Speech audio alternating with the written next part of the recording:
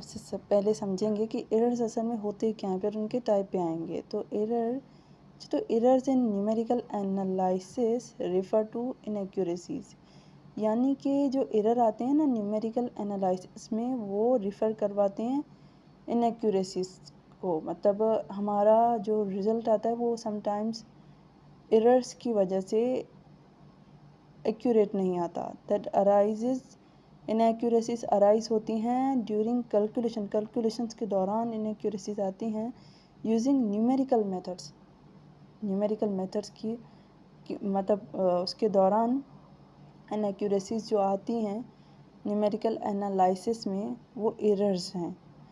तो फिर उसके हम टाइप्स ऑफ एरर आए हैं, तो इसके टाइप भी पढ़ लेते हैं हम लोग, क्योंकि ये बहुत ही इम्पोर्टेंट मतलब कह लें पेपर का एक क्वेश्चन हो जाएगा। और ये थ्योरी भी है, तो घबराएं मत। मैथ हाँ मुश्किल है लेकिन टफ नहीं है। टाइप्स ऑफ एरर्स में आता है ट्रंक्शन एरर। तो ये एरर का टाइप कैसे हुआ हम वो समझेंगे।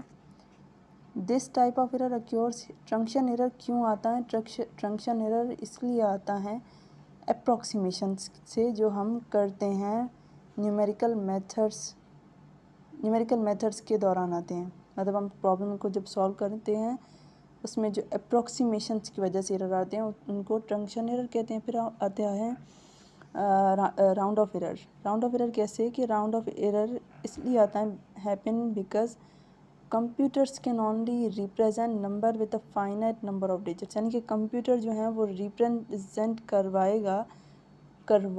करवाता है फाइनाइट नंबर ऑफ डिजिट्स, यानी कि अनलिमिटेड डिजिट्स को या फिर इनफाइनाइट नंबर को तो वो नहीं करवा सकता ना रिप्रेजेंट, कि उसकी स्क्रीन ही फुल हो जाए।